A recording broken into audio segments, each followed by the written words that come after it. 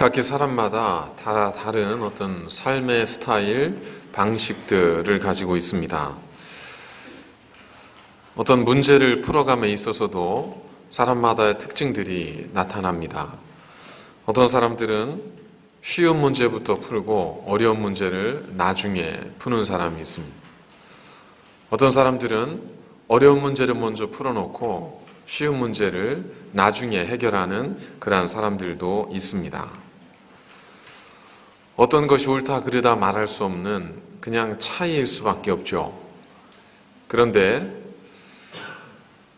시험을 치르다 보면 결국 시험의 목적은 뭔가를 구분하려고 하는 거고 실력을 검증하려고 하는 것이기 때문에 이 서로 간의 차이가 만들어져야 되는데 그 차이는 쉬운 문제에서가 아니라 대부분 어려운 문제, 풀기 힘든 문제를 통해서 그 차이가 만들어지게 됩니다. 그래서 차이가 없이 이 차이가 드러나지 않는 변별력이 낮은 이러한 시험을 통해서는 평가하는 사람들이 굉장히 곤욕을 치르기 마련입니다. 하지만 변별력이 높으면 그 속에서 실력의 차이가 극명하게 드러나기 때문에 사실은 시험을 의도한 사람들의 의도에 따라서 그 실력 차이가 분명하게 드러나게 만들 수 있겠죠. 바로 이 점에서 우리가 겪는 어려움이나 위기는 사실은 기회가 된다고 말할 수 있습니다. 세일즈맨의 44% 정도가 고객들로부터 한 번 거절을 당했을 때 44%의 세일즈맨들이 그 계약을 포기한다고 합니다. 그런데 고객의 입장에서 보니까 소비자들 같은 경우는 보통 5번 정도의 거절을 거친 후에 상품을 결정을 한다고 합니다. 세일즈맨의 입장에서는 고객의 한 번의 거절이 그에게 실파가 되고 위기가 되고 절망이 되지만 고객의 입장에서 바라보면 한두 번, 세 번, 네 번의 거절은 고객에게는 끊임없이 주어지는 여전히 갖게 되는 기회라는 겁니다. 단지 한 번 거절했다는 것은 고객이 가지고 있던 한 번의 기회를 상실한 것이고 세 번 거절했다는 것은 세 번의 기회를 써버린 것이고 다시 말해서 세일즈맨의 입장에서는 5번의 기회 가운데 그에게도 3번의 이제 실망할 기회가 이제 지나간 것이고 2번만 더 지나면 자기가 원하는 목적을 이룰 수 있는 또 다른 기회에 다다르게 되는 거죠. 그러니까 어떤 관점으로 바라보느냐에 따라서 위기는 기회가 되기도 하고 기회는 어떤 사람에게는 위기가 될 수도 있다는 겁니다. 아시는 것처럼 갈렙은 여호수아와 함께 가나안을 정탐하고 왔던 12명의 정탐꾼 가운데 한 명이었었습니다. 그리고 12명 가운데 유일하게 갈렙과 여호수아만 하나님 말씀대로 이 산지를 취할 것입니다 라고 이야기하면서 백성들을 위로했던 사람이었습니다. 근데 민수기 13장 또 여호수아 1장을 보면 이 가데스 바네아에서 그들이 그 가나안을 정탐했던 사건을 기록하고 있는 하나님의 말씀을 보면 가장 앞장서서 아닙니다. 우리는 그들의 밥이 아니라 오히려 우리는 그 땅을 하나님과 함께 정복할 수 있습니다 라고 외쳤던 사람은 여호수아가 아니라 갈렙이었습니다. 많은 사람들이 10명의 정탐꾼이 안 된다고 이야기할 때 그 부정적 기류를 딛고 과감히 아닙니다라고 말했던 사람은 여호수아가 아니라 갈렙이었습니다. 그럼에도 불구하고 지도자로 이스라엘 민족에 세워진 것은 갈렙이 아니라 여호수아였었죠. 그렇게 45년이 지나갔습니다. 45년이 지난 후에 갈렙이 이제 여호수아가 12지파를 향해서 그 기업을 분배할 때, 땅을 분배할 때 유다 지파에 속했던 이 갈렙이 여호수아 앞에 나와서 그때 45년 전에 그 기억을 상기시키면서 당신도 아시거니와 하면서 하나님께서 내게 약속하신 모세를 통해 하나님께 내게 약속하신 하나님의 기업을 나로 갖게 하십시오. 그러면서 헤브론을 가리키면서 나에게 헤브론을 주십시오. 그러면 내가 그 땅을 취할 것입니다. 라고 이제 갈렙이 여호수아에게 요청하는 장면이 오늘 기록이 되어져 있습니다. 85세의 나이. 그리고 사실 이 갈렙은 가나안의 정탐, 가나안에 입성하는 이스라엘 민족의 입장에서 보면 지대한 공을 세운 공로자입니다.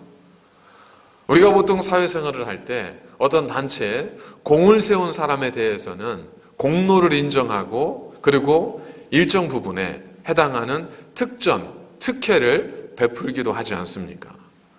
지금은 사라졌다고 이야기는 하지만 한국 사회에서도 판사들이 변호사 개업을 했을 때 전관예우라는 게 있지 않습니까? 더군다나 좀 급이 높았던 판사, 대법원까지 지냈던 판사들의 경우에는 1년에 100억을 못 벌면 이건 말이 안 된다라고 할 정도로 전관예우가 대단했죠. 그건 부정적인 측면이지만 어쨌든 우리가 공로를 세운 사람의 공을 인정하고 그에게 일정 부분에 마치 그 전 세계에서 전쟁에 참전했던 참전 용사들에 대해서 공로를 인정해서 연금을 지급하는 것처럼 그 정도는 우리 모든 사회가 인정할 수 있는 그러한 어떤 혜택일 수 있지 않겠습니까? 그런 측면에서 이 갈렙은 충분히 자신에게 그럴 만한, 자신이 그렇게 인정받을 만한 어떠한 것을 요구할 수도 있을 텐데 이 갈렙은 헤브론을 요구합니다. 헤브론은 성경에 기록된 것처럼 아낙 사람들이 사는 곳이었습니다. 그곳 이름은 기럇 아르바.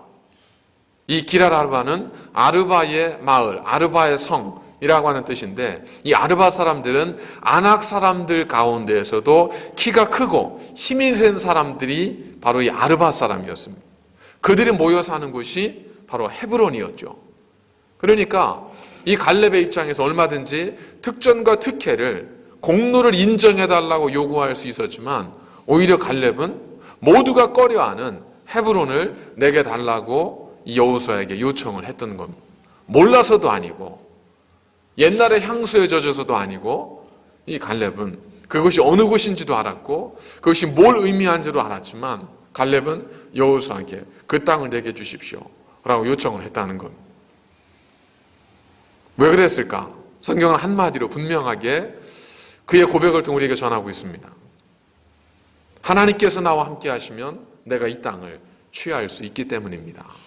라는 한마디를 통해서 이 갈렙은 여호수아에게 헤브론을 요청합니다.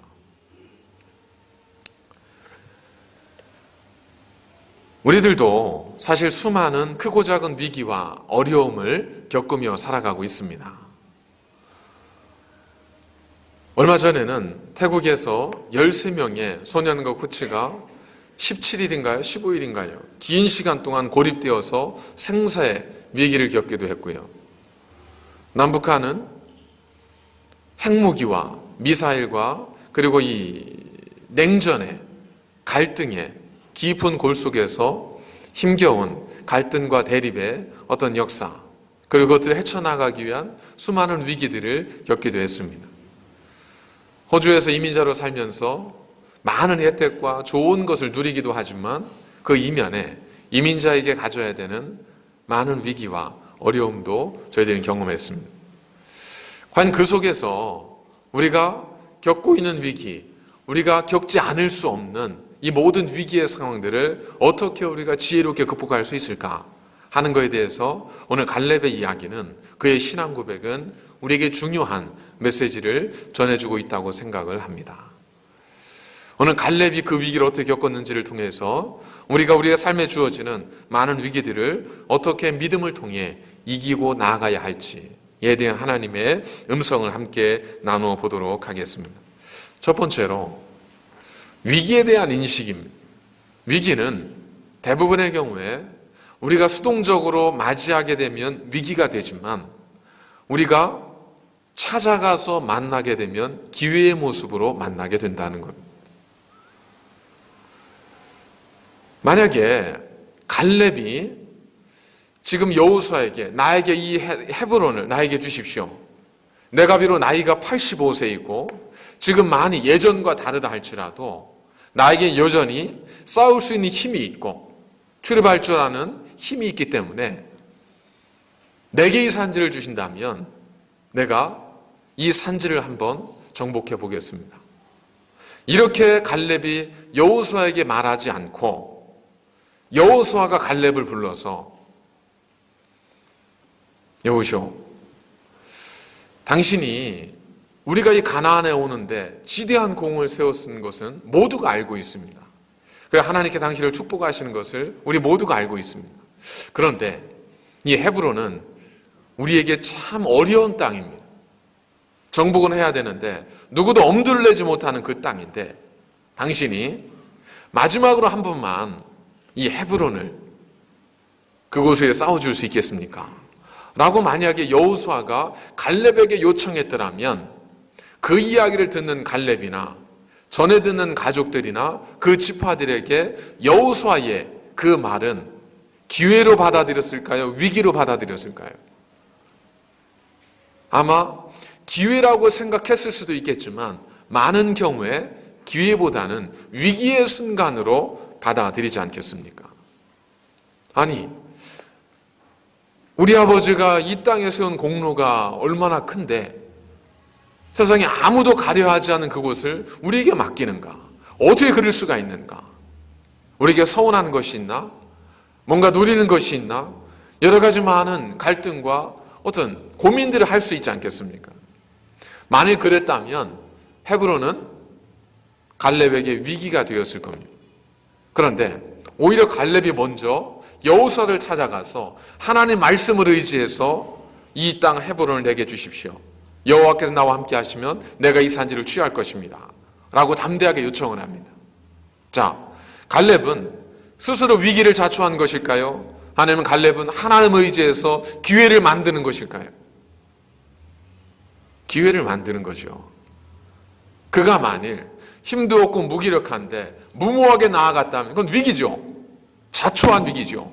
그러나 전능하신 하나님을 의지해서 누구도 가려하지 않는 땅을 하나님의 능력으로 그걸 취하려고 했다면, 그리고 분명 그럴 수 있다는 믿음과 확신을 가지고 찾아갔다면 갈렙에게 그 순간은 위기가 아니라 기회였을 겁니다.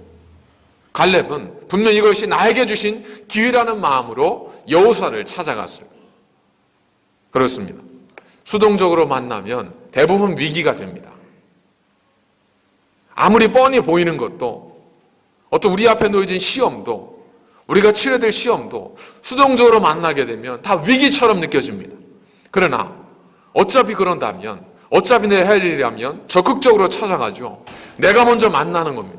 그러는 사람들에게 위기는 위기의 이름으로가 아니라 기회의 이름으로 만나게 될 수 있다는 겁니다. 1950년대에 돈 쿠퍼라고 하는 외과 의사가 있었습니다. 이 외과 의사가 하루는 환자를 진료하는데 어떤 환자가 와서 진료를 받는 동안 너무 짜증을 내는 겁니다. 짜증을 내고 화도 내고 대답도 잘 안 하고, 그래도 이 돈 쿠퍼가 친절하게 환자를 이렇게 진료를 하는데 뭐 중간에 이러저런 말 다툼이 있으면서 옥신각신하게 되고 실랑이가 벌어지게 됩니다. 그러니까 의사로서도 기분이 편치 않고 불편하죠. 그렇게 이제 치료를 해나가는데 안 되겠다, 좀 안정제를 투입해야 되겠다 해서 이 돈 쿠퍼 의사가 이 환자에게 안정제를 투입하는데 너무나 흥분을 했었든지 아니면 여러 가지 감정의 기복 때문인지 몰라도 실수로 정말 적정량을 넘어서는 다량의 과다한 안정제를 환자에게 투입을 하게 된 겁니다. 안정제가 투입되고 나서 이 환자가 갑자기 발작을 일으킵니다. 온몸을 부르르 떨면서 사지를 떨더니 어느 순간 지나자 이제 갑자기 기절을 해버립니다. 맥박을 재봤더니 맥박이 끊어졌습니다. 뭐예요? 죽은 거죠. 이걸 뭐라고 하죠? 의료사고라고 하는 거죠. 의료사고가 발생을 한 겁니다. 환자가 죽었어요. 진료받다가. 그것도 자기가 너무 과다한 안정제를 투약함을 통해서 환자가 죽은 겁니다. 이제 큰일이 벌어진 겁니다. 이 돈 쿠퍼가 너무 당황합니다. 어떻게 해야 되나 하다가 자기도 모르게 두 손을 불끈 쥐고 이 환자의 가슴을 펑펑 쳤습니다. 근데 그렇게 몇 번 펑펑 치고 났는데 갑자기 환자가 기침을 턱 하면서 다시 깨어나는 겁니다. 그러나 좀 이따 의식을 찾고 그리고 아무 일도 없었다는 듯이 치료를 받고 돌아갑니다. 이 돈 쿠퍼 외과 의사로서는 정말 의사로서 좀 위기의 순간을 맞이한 거 아니에요, 그죠? 그래서 이 돈 쿠퍼는 자기가 경험했던 이 이야기를 아무에게도 이야기하지 않습니다. 왜냐하면 자칫 자신의 의사의 경력에 치명적 오점이 될 수 있을 것 같아서 아무에게도 하지 않고 그냥 그렇게 지나가고 맙니다. 10년 정도가 지납니다. 어떤 의사협회 세미나에서 한 의사가 비슷한 자신의 경험을 이야기하면서 이러니까 죽었던 환자가, 응급 환자가 살아나기도 합니다 하면서 주장을 하고 어떤 이야기를 하는 거예요. 그러면 그가 주장했던 것이 바로 우리가 지금 응급 상황 시에 표준 치료법으로 우리가 사용되어지고 있는 심폐소생법입니다. 흉부를 압박해서 그래서 다시금 호흡이 돌아오게 하는 것. 이 의사가 심폐소생법을 의료학회에서 발표를 하는 겁니다.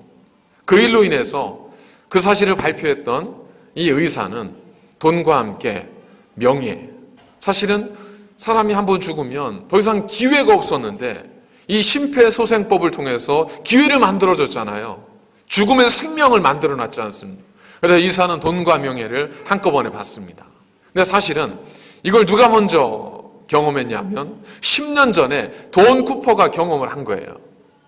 그런데 이 의사는, 이 돈 쿠퍼는 그 순간을 자기에게 위기의 순간으로만 봤습니다. 이게 알려지게 되면 야, 내가 과다하게 약물을 투여했다고 하는 그런 정말 조심성 없는 의사로 그렇게 사람들에게 평판이 나빠질까 봐 숨기고 드러내지 않기에 급급했죠. 그러다 결국 사람을 살릴 수 있는 생명의 기회도, 그래서 사람들이 인정받을 수 있는 좋은 기회도 잃게 되었다는 겁니다. 보면 지금은 어디 가든 전화기를 통해서 사진을 언제든 찍지 않습니까? 예전에는 필름 카메라가 줄을 이뤘지 않습니까? 필름 카메라의 대명사하면 코닥이고요. 디지털 카메라를 가장 먼저 만들어낸 회사가 1970년대에 코닥이었지 않습니까? 그 당시 시장 점유율, 필름 카메라 시장 점유율 70% 이상, 80%에 육박했던 이 코닥 필름이 사실은 1970년대 디지털 카메라를 가장 먼저 만들어냈습니다. 그런데 어떻게 했죠? 그걸 사장시켜버렸어요. 왜냐하면 디지털 카메라 등장하면 자신의 필름 사업이 다 망하기 때문에 이걸 그냥 개발하고도 그냥 묵살시켜버렸습니다. 그 일 있고 난 다음에 수십 년 지나고 나서 다른 회사에서 디지털 카메라 만들어지고 그것 때문에 오히려 코닥 필름은 역사의 뒤안길로 사라져버리게 됩니다. 모두에게 위기는 찾아옵니다. 존슨앤존슨도 마찬가지지 않습니까? 사건이 벌어졌을 때 존슨앤존슨은 고객들 앞에 철저하게 잘못을 시인하고 용서를 구합니다. 그리고 모든 고객들에게 다 배상해 줬습니다. 그 일로 인해서 기업의 이미지가 높아져서 비록 엄청난 당시의 손실은 받지만 나중에 이 존슨앤존슨은 다시금 고객들로 신뢰받는 기업으로 다시금 성장하게 됩니다. 모두에게 위기는 찾아옵니다.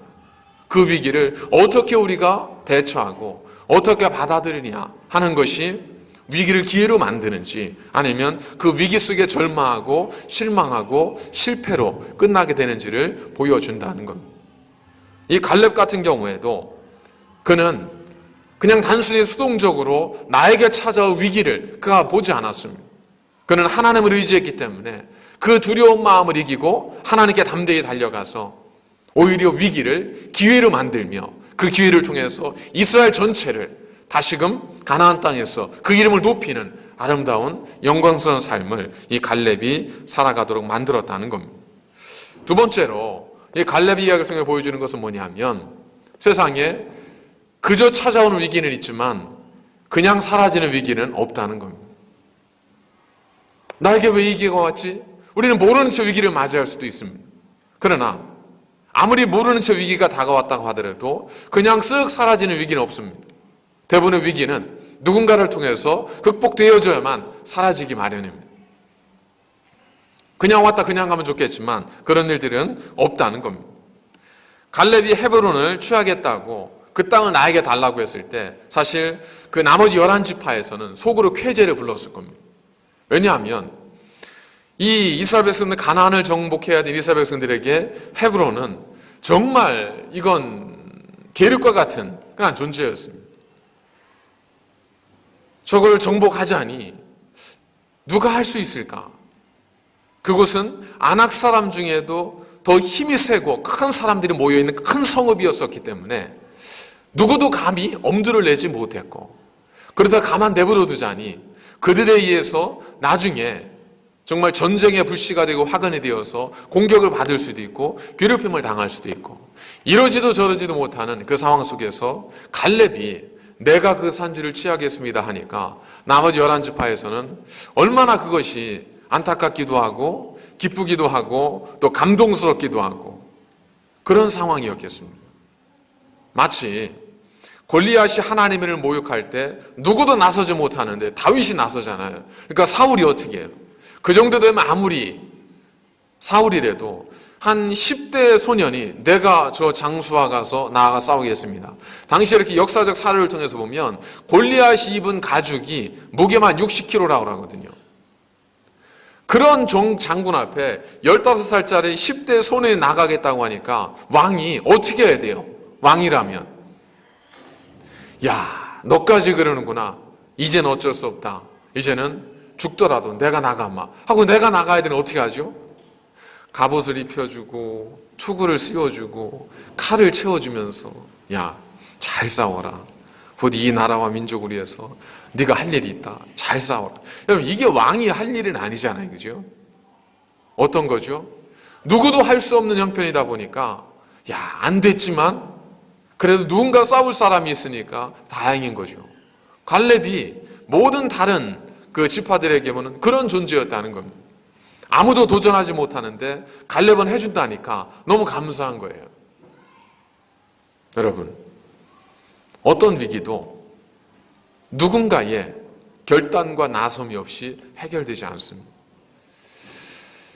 지난 금요일인가 목요일인가 이제 그 태국 동굴에서 갇혀있던 13명, 이 소년 12명과 코치 1명이 무사히 전원 다 무사하게 구조되었지 않습니까? 물론 그 중간에 네이비실 대원 한 사람이 목숨을 잃는 안타까운 일은 있었습니다. 자, 그들이 어떻게 구조가 됐죠? 5km가 넘는 동굴 속에 갇혀 있었습니다. 동굴은 물로 꽉 차서 도저히 나올 수 없는, 그래서 잠수부가 수영해서 갈 때 1시간을 그 잠수해서 가야 되는 거리였다고 하죠. 어떻게 나왔어요? 기다리고 기다렸더니 때가 되어 나왔나요? 그게 아니잖아요. 그들을 구출하기 위해서 영국에서 전문 구조팀이 파견됐죠. 그리고 아시는 것처럼 호주에서도 한 의사, 잠수할 줄 아는 의사가 그 태국으로 건너갔지 않습니까?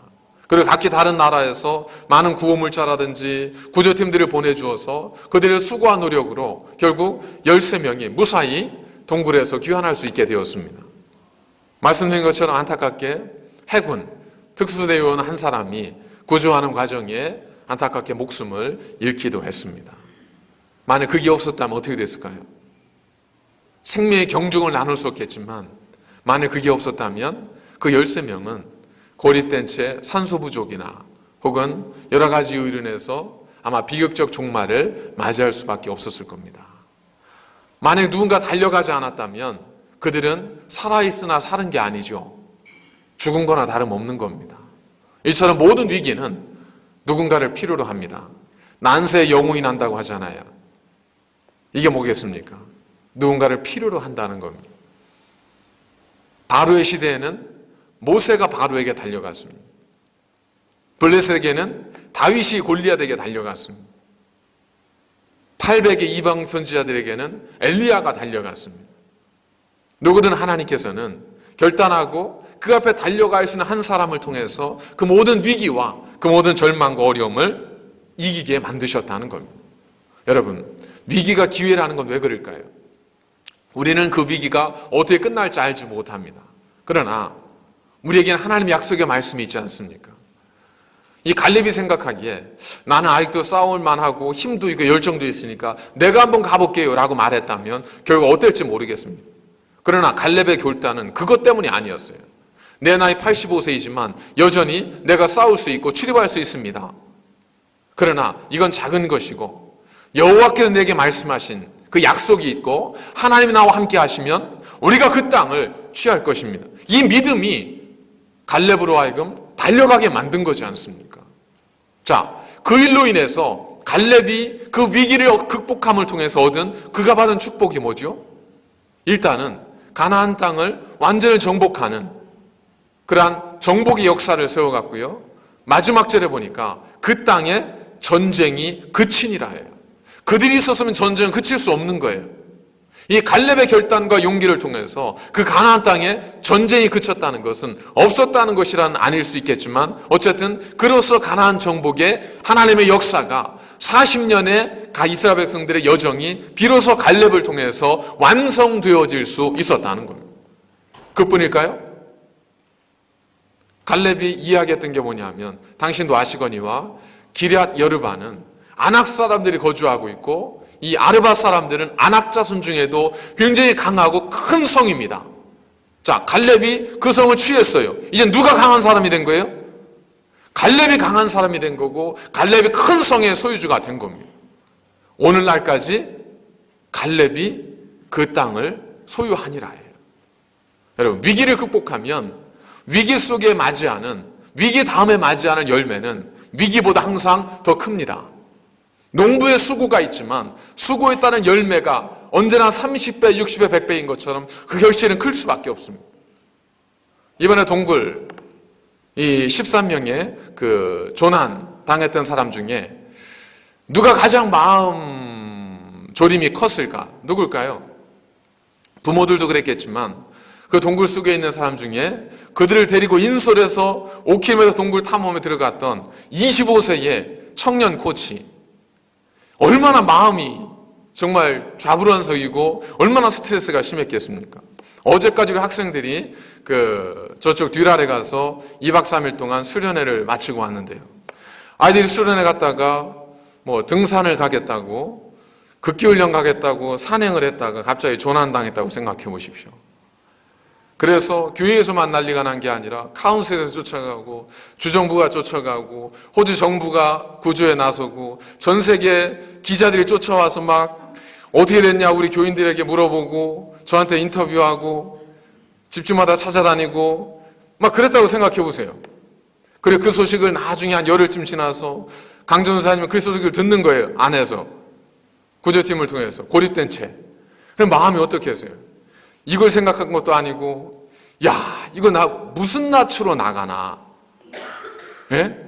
그 나가자마자 엄청난 카메라 프레시 세례가 있을 텐데, 그걸 어떻게 가고, 부모 얼굴들은 어떻게 볼 것인가? 얼마나, 이 25세의 청년이 얼마나 힘들었겠습니까?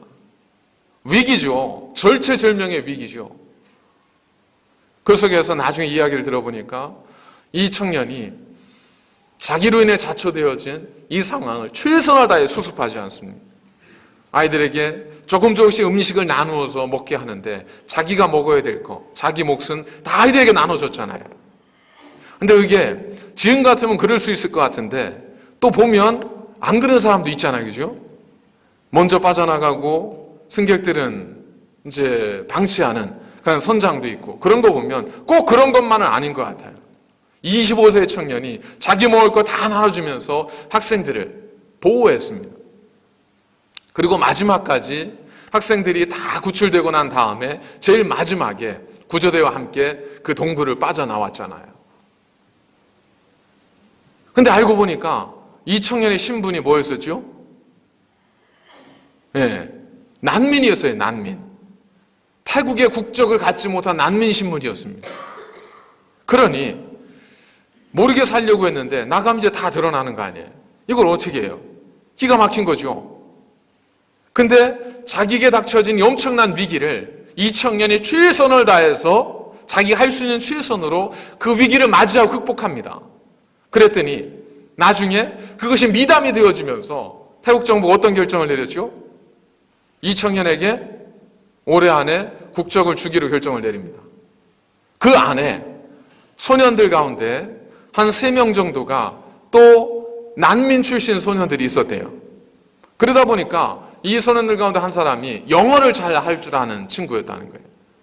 구조대가 왔는데 이야기를 해야 되는데, 의사소통을 해야 되는데 영어를 못 알아들으니까, 근데 이 난민 소년 하나가 영어로 고맙다고, 우리 몇 명 있다고, 어떻다고 상황을 알려주고 이러면서 안에 있는 나머지 소년들에게 그 안심을 시키고 어떤 일이 벌어질까라고 이야기를 하면서 다 모든 구조 과정이 이 소년이 또 큰 역할을 한 거예요.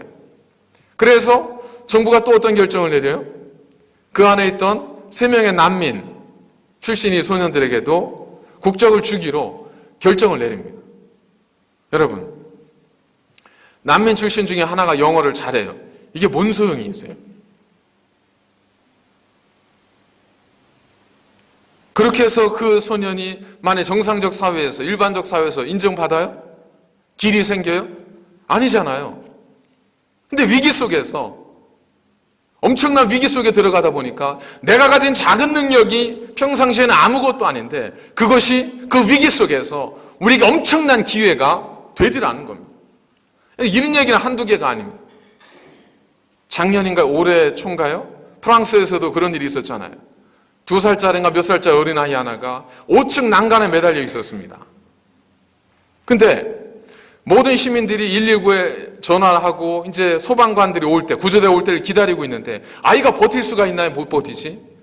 안타까워하고 있는데 그때 한 흑인 청년 하나가 그 장면을 보고 5층 난간을 뛰어 올라갔지 않습니까? 순식간에 올라가서 이 매달려 있는 아이를 떨어지기 전에 구출을 딱 합니다. 거기 있던 모든 시민들이 환호하면서 사진을 찍고 이게 인터뷰에 이제 기사가 되고 기사화가 되고 국민들에게 알려지죠. 근데 인터뷰를 하다 보니까 또 뭐예요?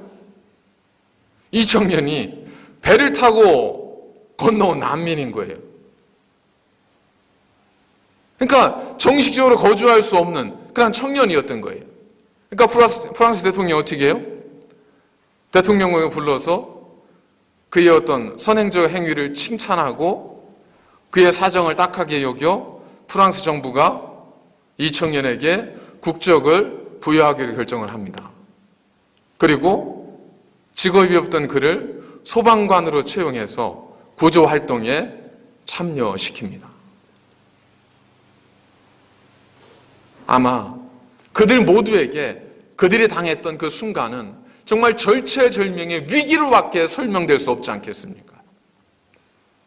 그런데 그 위기 속에서 그들은 자기가 할 수 있는 걸 합니다. 다 그런 게 아니에요. 갈렙도 그 위기 속에서 내가 할 수 있는 것, 하나님 약속의 말씀 붙들고 할 수 있는 걸 하잖아요. 다 그럴까요? 성경을 조금만 더 넘겨보십시오. 여호수아 17장에 가면 어떤 얘기가 나오냐면 요셉 지파, 에브라임과 므낫세 지파 이야기가 나와요. 이들이 여호수아로부터 모든 땅을 분배를 받는데 이 사실은 12지파 중에 레위 지파가 기업 분배에 제외되면서 거기에 누가 들어간 거냐면 요셉의 지파가, 요셉의 아들이 므낫세와 에브라임이잖아요. 그래서 워낙은 요셉이 한 지파였었는데 레위 지파가 빠지면서 므낫세 지파와 이 에브라임 지파가 12지파에 딱 포함이 되게 됩니다. 그러다 보니까 여호수아가 처음에는 이 므낫세와 에브라임 지파를 한 지파로 묶어서 제비뽑기를 하나만 했어요. 그랬더니 2지파가 여호수아에 와서 따지는 거예요. 왜 우리는 2지파인데 제비 한 분깃밖에 못 받습니까? 더 주십시오. 근데 사실 이 에브라임 지파와 므낫세 지파가 받은 땅을 보면 여러분들이 이제 성경 지도를 보면 아시겠지만 유다 지파가 제일 많이 받았고 그 다음 많은 땅을 가지고 있던 지파가 바로 이 므낫세 지파예요. 그리고 에브라임 지파예요. 그런데도 불구하고 에브라임 지파, 므낫세 지파가 여호수아에게 불평하고 원망합니다. 그러자 여호수아가 뭐라고 하냐면 그러냐? 그러면 너희가 거기에 있는 그 다른 족속이 있는데 그 족속의 땅을 너희들이 개척하라 라고 이야기를 해요. 그러니까 2지파가 뭐라고 하냐면 그 산지는 우리에게 너무 적을 뿐만 아니라 거기 사는 족속들은 철병거를 가지고 있는데 우리가 어떻게 그 산을 점령합니까? 말도 안 되는 소리 하지 마십시오. 이렇게 이야기를 합니다. 결국 어떻게 돼요? 그 정도에서 머무는 거예요. 반면 갈렙은 어땠습니까? 그는 그렇게 힘들어 나가지 않아도 돼요. 그러나 하나님 약속의 말씀이 있었기 때문에 그는 담대하게 이 산지를 내게 주십시오. 헤브론을 내게 주십시오. 내가 가겠습니다라고 이야기를 합니다. 그랬더니 하나님께서 그를 축복하시고 약속의 말씀대로 그에게 복을 주시는데 그로 말미암아 땅의 전쟁이 그쳤습니다. 가장 견고한 성읍은 갈렙의 성읍이 되게 되었습니다. 그리고 지금도 우리 교회는 없지만 갈렙이라는 이름이 있잖아요. 여러분 여러분 후대에 어떤 사람 이름을 줬는데 그 이름을 김범웅이라고 진 거예요. 왜 그렇게 했습니까? 그랬더니 예전에 2018년도에 새날교회 최범 목사라는 사람이 있었는데 그분의 삶이 훌륭해서 내가 그분 이름을 따라서 내 아들 이름을 줬습니다. 이렇게 이야기하면 얼마나 뿌듯하겠어요, 그죠? 지금은 우리 없지만 예전에 교우리였던 송영호 집사님 아들, 둘째 아들 이름이 뭐죠? 갈렙이잖아요, 갈렙. 얼마나 영광스러운 삶이에요. 어떻게 돼서 그렇게 됐죠? 가진 게 많고 지식이 많고 똑똑해서가 아니에요. 그가 오늘 하나님 말씀을 의지해서 두려워하지 않고 위기를 기회로 만들었더니 하나님께서 그와 같은 축복을 우리에게 주셨다는 거예요. 우리 교회도 몰라요. 지금 젊은 분들이 많으니까 아닌가요? 젊기는 한데 이제 출산의 연령은 다들 지나셨나요? 나는 우리 교회 장로님이 너무 존경스러워서 내 딸을 낳으면 우리 장로님 이름을 줘서 뭐라고 줘야 되죠? 송순이 혹은 박우철 이렇게 이름을 지을 거라고 생각해 보세요. 얼마나 뿌듯해요. 가문의 영광이죠. 우리가 대단해서가 아니라 하나님 약속의 말씀을 믿고 담대하게 나아갔던 하나님께 우리의 삶을 그렇게 축복해 주실 수 있다는 겁니다. 그렇기 때문에 우리에게 세 번째 필요한 것이 뭐냐면 우리가 위기가 찾아올 때 그냥 위기 앞에서 불평하고 이것이 얼마나 나한테 어려운 일인지 이것이 얼마나 나한테 괴로운 일인지를 묵상하기보다 하나님께서 왜 나에게 이런 일을 허락하셨고 지금 이 순간 하나님께 내게 원하시는 것이 무엇인지를 우리가 묵상할 필요가 있는 거죠.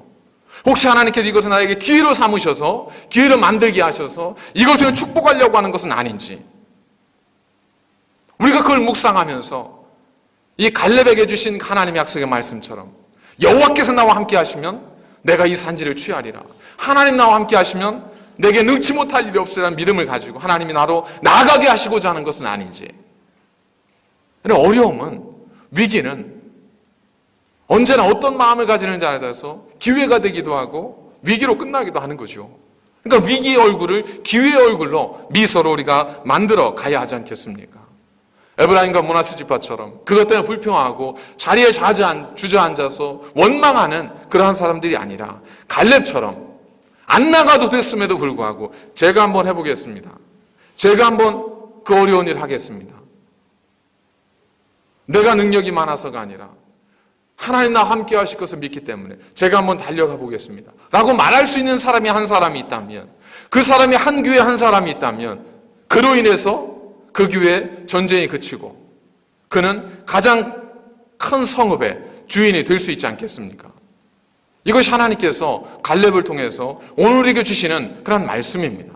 여러분, 어려움과 위기를 너무 절망스럽게만 바라보지 마십시오. 하나님 안에서는 어떠한 것도 도구가 될 수 있습니다. 그런 예화가 있잖아요. 어떤 식당에서 그 직원이 커피를 나르는데 갑자기 손님과 부딪히면서 커피가 벽에 쫙 뿌려진 거예요. 그러니까 주인도 화내고 손님도 이게 뭐야 하고 소리를 지르는데 너무 안쓰럽다 보니 안쓰러운 장면 앞에서 어떤 노신사가 옆에서 커피를 마시다가 제가 좀 손 좀 봐도 될까요? 그랬더니 어차피 엎질러진 물이고 더러워진 벽이니까 마음대로 하시오. 그랬더니 이 화가가 유명한 화가였던 거죠. 노신사가.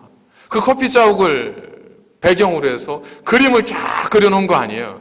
그래서 그 그림이 지금도 저쪽 프랑스 한 시골에 가면 남아있다고는 그 유명한 어떤 그림. 정확하게 제가 이름까지는 모르겠지만 이 유명한 일화아니에요. 하나님의 손끝에서는 무엇이든 가능합니다. 여러분 TV에 보면 가끔 나오는 거 있잖아요. 어떤 화가 하나 나와가지고 아무것도 아닌 것 같으면 막 그리고 이런 분 있잖아요. 하나님의 손길 속에서는 모두 작품이 될 수 있다는 겁니다. 하나님의 손길 속에서는 위기도 작품이 되는 거예요. 왜? 하나님 능치 못함이 없기 때문에 하나님은 모든 위기를 기회로 만들 수 있는 능력의 하나님이시기 때문에 전능하신 하나님이기 때문에 하나님 뭘 원하는 거죠? 누가 나와 함께 이 일을 하겠느냐 하는 거예요. 누가 나를 위하여 가겠느냐 하는 거예요. 이사야가 외칩니다. 주여 나를 보내소서. 내가 여기 있나이다. 그러나 나는 입술이 부족합니다. 나는 모든 것이 연약합니다. 하나님은 그를 풀로 태우셔서 사용하시지 않습니까? 부족한 건 문제가 되지 않습니다. 우리의 믿음이 중요한 것이죠. 그래서 성경은 366번에 걸쳐서 강조하고 있는 단어가 뭐냐면 두려워하지 말라는 거예요. 두려워하지 말라. 두려워하지 말라. 내가 너와 함께함이라. 내가 너와 동행할 것이다. 내가 너를 지킬 것이다. 내가 너를 붙들 것이다. 내가 너를 도와주리라. 내가 의로운 오른손으로 너를 붙들어 줄 것이다. 위기가 왔다고 두려워하지 말라. 내가 기회를 만들어 줄 것이다. 절망이 왔다고 두려워하지 말라. 내가 축복의 기회가 되게 할 것이다. 성경에 그런 이야기들이 얼마나 많습니까? 여러분, 오늘에게 주어진 위기, 어려움만으로 보지 마시고 하나님께 엎드려 기도하십시오. 하나님, 이것이 어떻게 나에게 기회가 될 수 있습니까? 어떻게 내가 이것을 기회로 만들 수 있겠습니까? 하나님, 나에게 알게 해주십시오. 기도하심을 통해서 여러분들에게 주어진 위기가 오히려 축복의 통로가 되어지고 아름다운 축복의 어떤 길을 여는 관문이 될 수 있기를. 그래서 우리 새날교회 속한 사랑하는 모든 성도들의 가정들이 지난주에 이어서 오늘도 복의 복으로 충만한 하나님 은총에 가득하기를 주의 이름으로 간절히 축원을 드립니다. 기도하겠습니다. 거룩하신 아버지 하나님, 감사를 드립니다. 우리는 하나밖에 보지 못하고 보여지는 것밖에 보지 못하지만 하나님께서는 보이지 않는 것까지 감찰하시고 주관하심을 믿습니다. 내게 능력 주신 자 안에서는 내가 모든 것 할 수 있지만 내게 능력 주신 하나님을 의지하지 않기에 우리는 아무것도 할 수 없습니다. 하나님, 저희들의 믿음을 용서하여 주시고 불쌍히 여겨 주시고 우리도 갈렙과 같이 오직 하나님 말씀을 의지하여 담대히 달려갈 수 있는, 위기를 기회로 바꿀 수 있는 능력의 그리스도인들이 될 수 있도록 인도하여 주시옵소서. 그럴 수만 있다면 하나님께서 한없는 축복으로 우리를 채우시고 인도하실 것을 믿습니다. 그 믿음의 결단이 우리 가운데 있기를 간절히 소망합니다. 예수님의 거룩하신 이름으로 간절히 기도드립니다. 아멘.